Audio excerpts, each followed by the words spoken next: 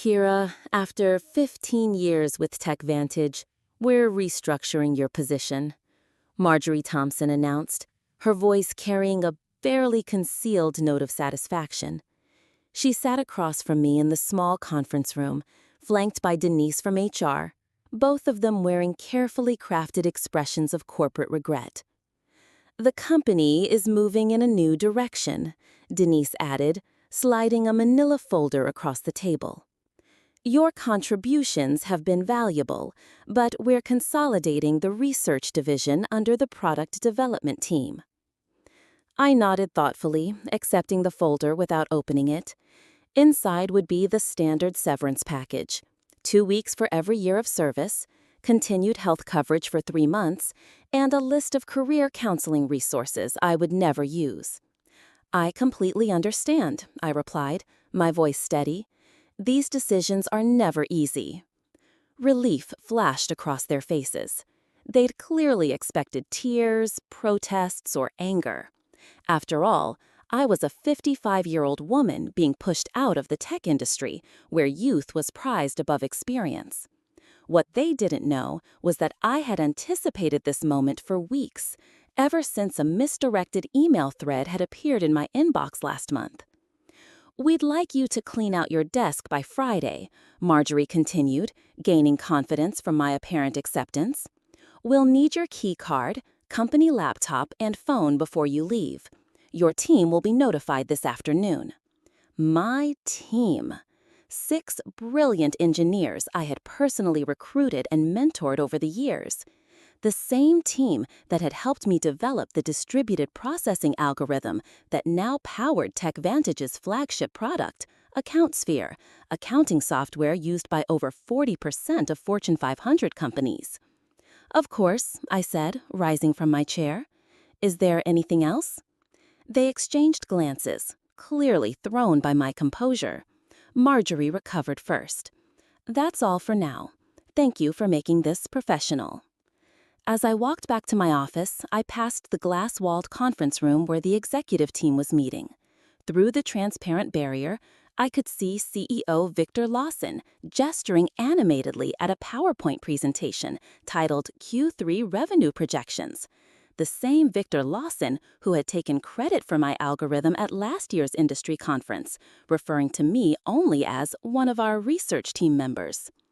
I closed my office door and pulled out my personal phone, sending a single text message. It's happening. Friday is my last day. The response came immediately. Perfect timing. Contracts are ready. Dinner tonight to finalize details. I smiled as I looked at the calendar on my desk. Today was Wednesday. Friday, I would leave TechVantage for the last time. And Monday? Monday would be fascinating. That evening, I met Gregory Sullivan at Meridian, an upscale restaurant far from TechVantage's headquarters. As the CEO of Precision Systems, TechVantage's largest competitor, Greg knew the value of discretion.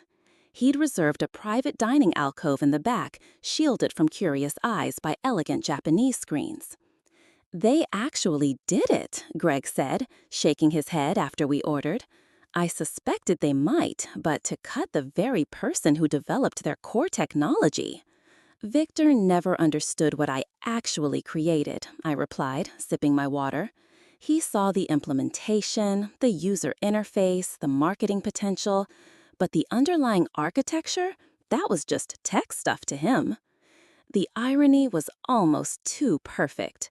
3 months ago, I discovered the patent application for my distributed processing algorithm had never been filed by TechVantage's legal team. An oversight, they'd claimed when I inquired. They'd assured me they'd handle it immediately, but something about their response had seemed off, prompting me to check the company's internal documentation. That's when I found it, a strategy memo outlining plans to claim the algorithm as company-developed technology without specific inventor attribution.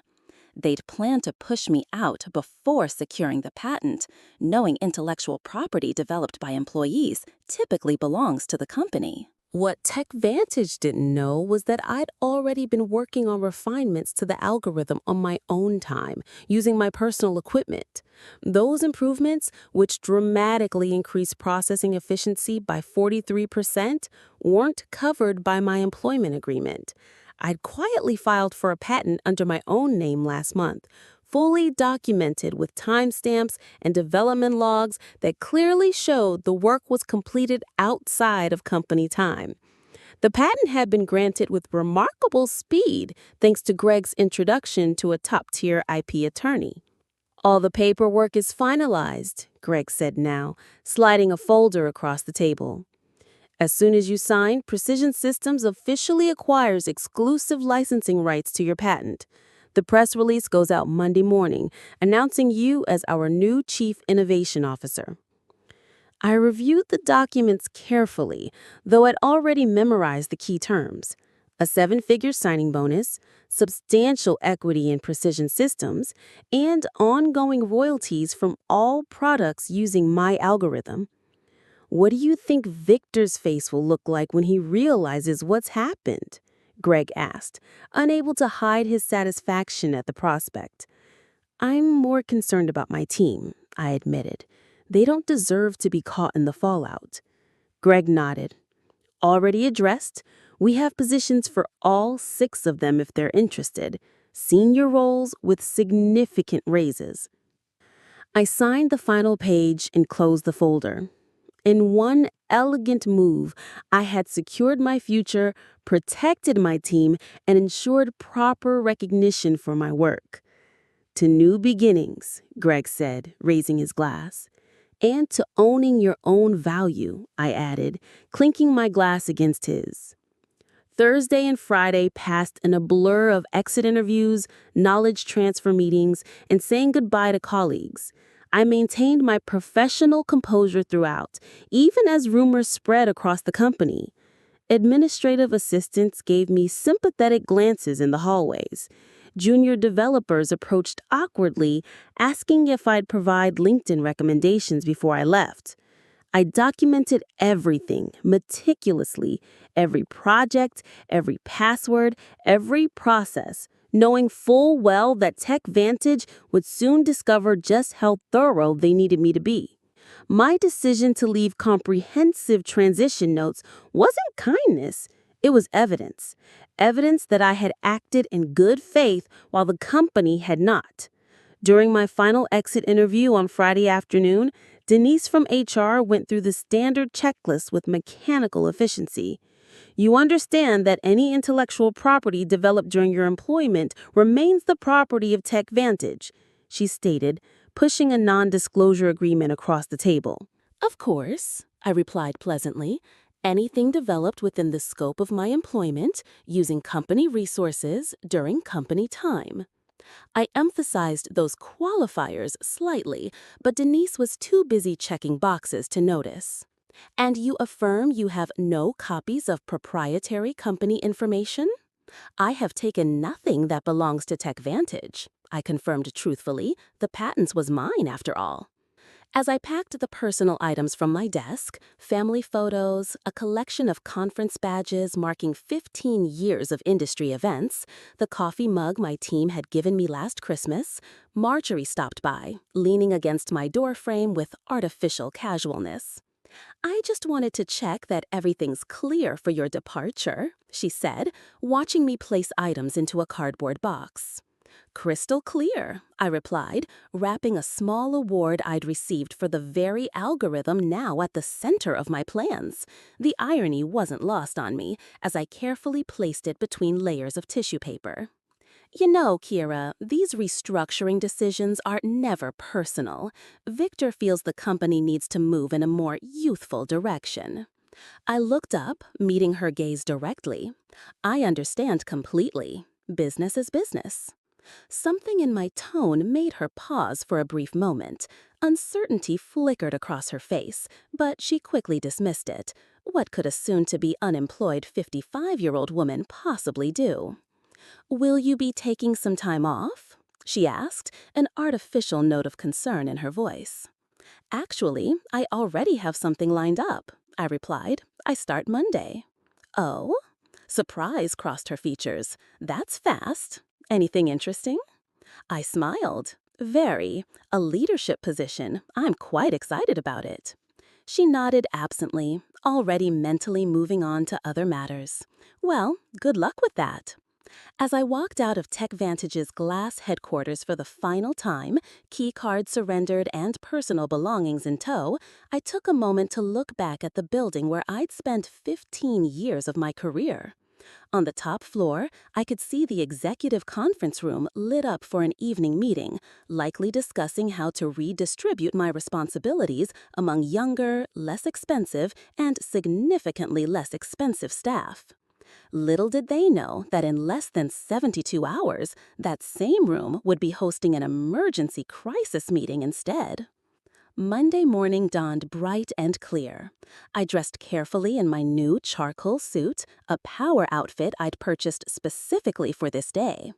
The Precision Systems town car arrived precisely at 7:30 a.m. to take me to their headquarters, where I'd start my first day as Chief Innovation Officer.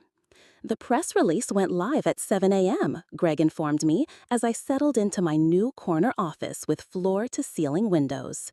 Industry newsletters are already picking it up. I've got the communications team monitoring reactions. The announcement had been crafted with strategic precision. Precision Systems acquired exclusive rights to revolutionary processing algorithm, welcomes creator Dr. Kira Jennings as Chief Innovation Officer. It detailed my background, emphasized my role as the sole inventor of the patented technology, and outlined how Precision Systems would be integrating the algorithm into their next generation of products. Most importantly, it clearly stated that any company currently using the technology would need to negotiate licensing agreements with Precision Systems moving forward. At precisely 9:15 a.m., my phone lit up with the first text from my former team at TechVantage. "Complete chaos here. What did you do?" It was from Miguel, my lead developer. I smiled, typing back, "Check your personal email. All 6 of you have offers waiting." Meanwhile, 8 miles away at TechVantage headquarters, the scheduled Monday morning executive meeting was undergoing a dramatic transformation. According to Miguel's play-by-play updates throughout the morning, Victor had arrived at the office to find the company's general counsel and chief financial officer waiting at his door, both ashen-faced. The industry announcement had hit their inboxes simultaneously, setting off immediate alarms. By 9:30 a.m., what should have been a routine start-of-week meeting had morphed into an emergency crisis session. Board members were calling in remotely, the legal team was frantically reviewing my employment contract and the documentation around the algorithm's development. "They're pulling every file with your name on it," Miguel reported. "Someone just wheeled in all the servers from the research division for the tech team to analyze." I could picture the scene perfectly. Victor pacing the conference room, demanding explanations from Marjorie and the legal department. The stock would already be responding to the news. Investors hated uncertainty, and the announcement had created plenty of it. At 10:45 a.m., I received an email from Victor himself, the desperation practically emanating from my screen. "Kira, there appears to be a misunderstanding. Please call me at your earliest convenience to discuss." I forwarded it to Precision Systems' legal team without responding. By noon, the industry was buzzing with speculation. TechVantage's stock had dropped 7% since the market opened, while Precision Systems had seen a 12% increase. 3 different technology journals had requested interviews with me about the strategic coup that had shaken the accounting software industry. "How are you feeling?" Greg asked, stopping by my office as I settled in. "Validated," I replied honestly. 15 years of watching others take credit for my work, of being told I should be grateful just to have a seat at the table. And now, finally, recognition. My new executive assistant appeared at the door. "Dr. Jennings, the development team is ready for you in the main conference room." And, she hesitated, "TechVantage's CEO has called 4 times in the last hour. Please let him know I'm in meetings all day. I'll have our legal team reach out to discuss licensing options later this week." As I walked toward my first meeting as Chief Innovation Officer, my phone buzzed with another update from Miguel. Board just called emergency session. Victor looks like he's about to explode. P.S. My team and I accept your offer. When can we start? By Tuesday morning, the full impact of my departure had become clear to everyone at TechVantage. Their flagship product, AccountSphere, relied entirely on my algorithm to process the massive datasets that gave it an edge over competitors. Without licensing rights to my patent, they faced two equally unpalatable options: negotiate with Precision Systems or rebuild their core technology from scratch, a process that would take years and millions in development costs. Victor has called an all-hands meeting for 2 p.m., Miguel texted. It was his last day at TechVantage. He and the rest of my former team would be starting at Precision Systems next Monday. Rumor is they're going to try to sue you. I forwarded his message to our legal department, who responded almost immediately. Let them try. Your documentation is impeccable. Development logs, timestamps, personal equipment usage, all clearly established. We've prepared for this scenario. Meanwhile, I was settling into my new role with remarkable ease. The respect I received at Precision Systems was a stark contrast to my final years at TechVantage. When I spoke in meetings, people actually listened. My ideas weren't repackaged by male colleagues and presented as their own. My age and experience were viewed as assets rather than liabilities. The engineering team is implementing your efficiency improvements, Greg informed me during our afternoon briefing.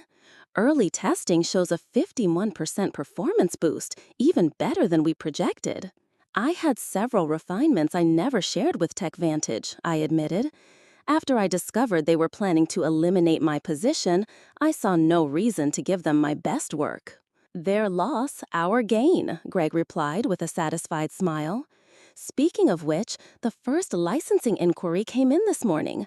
Not from TechVantage yet, they're still in denial, but from Dataflow Systems. They're worried about being caught in the crossfire. At 3:30 p.m., Miguel sent a detailed account of Victor's all-hands meeting. The CEO had tried to project confidence, assuring the staff that TechVantage would vigorously defend our proprietary technology, but the anxiety in the room had been palpable. Several employees had already updated their LinkedIn profiles, sensing the company's vulnerability. Marjorie looked like she was about to faint when someone asked directly if they'd failed to secure the patent, Miguel reported. Victor cut the question period short after that.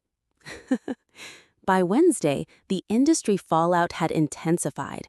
Two major clients had contacted Precision Systems about switching from AccountSphere, concerned about TechVantage's ability to maintain the product without the algorithm's creator. Our stock had risen another 8%, while TechVantage's continued its decline. I received a call from Denise in HR, the same woman who had slid my severance package across the cable just days earlier. "Kira," she began, her voice carefully professional, "I'm calling to discuss the, situation with your patent. We believe there may have been a misunderstanding about ownership rights." "I don't think there's any misunderstanding," I replied calmly. "My employment agreement clearly states that intellectual property developed on my own time, using my own resources, remains mine. The patent documentation confirms exactly that." "Victor was hoping you might consider coming in to discuss options. Any discussions would need to go through Precision Systems' legal department now. I'm sure they'd be happy to set up a meeting to discuss licensing terms." Firm, no nonsense. The silence on the other end spoke volumes. Finally, Denise sighed. "I'll pass that along." That afternoon, I led my first formal presentation to Precision Systems' Board of Directors, outlining our technology roadmap with my algorithm at its center. As I stood confidently at the head of the table, not hidden in the back as I had been at TechVantage, I caught Greg's approving nod. By Friday, just 1 week after I had walked out of TechVantage for the last time, the company had entered full crisis mode. Their stock had fallen 23% from Monday's opening bell, triggering concerned calls from major investors. Industry analysts were publishing speculative pieces with titles like "Can TechVantage Survive the Algorithm Crisis?" and "How One Strategic Blunder May Cost a Tech Giant Everything." Through my industry contacts, I learned that Victor had finally acknowledged the severity of the situation to the board. TechVantage would meet to either license my algorithm from Precision Systems, likely at exorbitant rates that would devastate their profit margins, or undertake a complete rebuild of the CountSphere without using any technology covered by my patent. They've started interviewing for a new development team, Miguel informed me during our Friday video call, where we discussed his upcoming transition to Precision Systems. Victor's claiming they can recreate the functionality in 6 months. I couldn't help but laugh. The original algorithm took me 3 years to perfect, and that was with intimate knowledge of the problem space. Exactly, Miguel agreed. Nobody's believing the timeline, especially after your team posted their resignation letter simultaneously. The knowledge drain is massive. That afternoon, TechVantage's attorneys finally reached out to Precision Systems to open a dialogue about potential licensing arrangements. Our legal team, following the strategy we had developed, responded with terms that were technically fair but strategically painful. 3 times the standard industry licensing rate, plus a public acknowledgement of my role as the technology inventor. They'll balk at the acknowledgement more than the cost, Greg predicted as we reviewed the response in his office. Victor's ego won't allow him to admit he pushed out the person who created their core technology. Then they'll have to rebuild, I replied. And every day they spend trying to replicate my work is another day we extend our lead in the market. The following Monday morning, 10 days after my unceremonious dismissal, I led the first meeting with my newly assembled innovation team, which included Miguel and the other 5 engineers from TechVantage. The energy in the room was electric as we mapped out the next evolution of my algorithm. "This is how development meetings should be," commented Anita, one of my former team members. "At TechVantage, we spent half our time explaining basic concepts to executives who wouldn't listen anyway." "That's the difference between being valued and being seen as replaceable," I replied. "Here, your expertise is recognized." As we wrapped up the productive session, my assistant appeared at the door. "Dr. Jennings, there's been a significant development with TechVantage. Their board just announced an emergency leadership change. Victor Lawson is stepping down, effective immediately." The news spread quickly. Within hours, industry publications were reporting that TechVantage's board had lost confidence in Victor's leadership following the patent oversight that threatened the company's flagship product. Marjorie Thompson was also out, along with the head of legal who had failed to properly secure the patent. That evening, I received an unexpected email from Richard Donovan, TechVantage's newly appointed interim CEO. Unlike Vector's desperate message from the previous week, this one was straightforward and respectful. "Dr. Jennings, congratulations on your new position. I've been brought in to help TechVantage navigate the current situation. I'd like to discuss a fair licensing arrangement for your patented technology. We're prepared to acknowledge your contributions publicly and make appropriate amends for the oversights of previous management. Would you be available to meet next week?" I forwarded the email to Greg, adding a simple note. Phase 1 complete. Beautifully executed. The board is celebrating your first major victory for Precision Systems. Looks like TechVantage is finally learning an expensive lesson about valuing innovation and innovators. 3 months after my departure from TechVantage, I sat on the stage at the National Technology Innovation Conference, preparing to deliver the keynote address. The audience was filled with industry leaders, technology journalists, and aspiring developers, many of whom now knew my story. And now, I'm pleased to introduce our keynote speaker, the conference organizer announced, Dr. Kira Jennings, Chief Innovation Officer at Precision Systems and creator of the distributed processing algorithm that has revolutionized data handling across multiple industries. The applause was substantial as I approached the podium. What a difference a few months could make. Last year, I had attended this same conference as part of the Tech Vantage delegation, seated in the back while Victor gave a presentation about his company's innovations. Thank you, I began, surveying the attentive faces. Today, I want to talk about innovation, ownership, and the importance of properly valuing intellectual contributions, regardless of where they come from. My presentation detailed the technical aspects of my algorithm, but also touched on the broader issues of recognition and respect in the technology sector. Without directly mentioning TechVantage, I emphasized the importance of companies protecting their innovators rather than seeing them as replaceable resources. Afterward, during the reception, several young women engineers approached me, seeking advice and mentorship. One of them, barely 30, confided, "Your story changed how I document my work. I started keeping detailed logs of my development process on personal time." "Smart," I replied. "Your innovations deserve protection." As the evening concluded, I checked my phone to find an industry news alert. TechVantage had finally announced the licensing agreement with Precision Systems, acknowledging me by name as the algorithm's creator.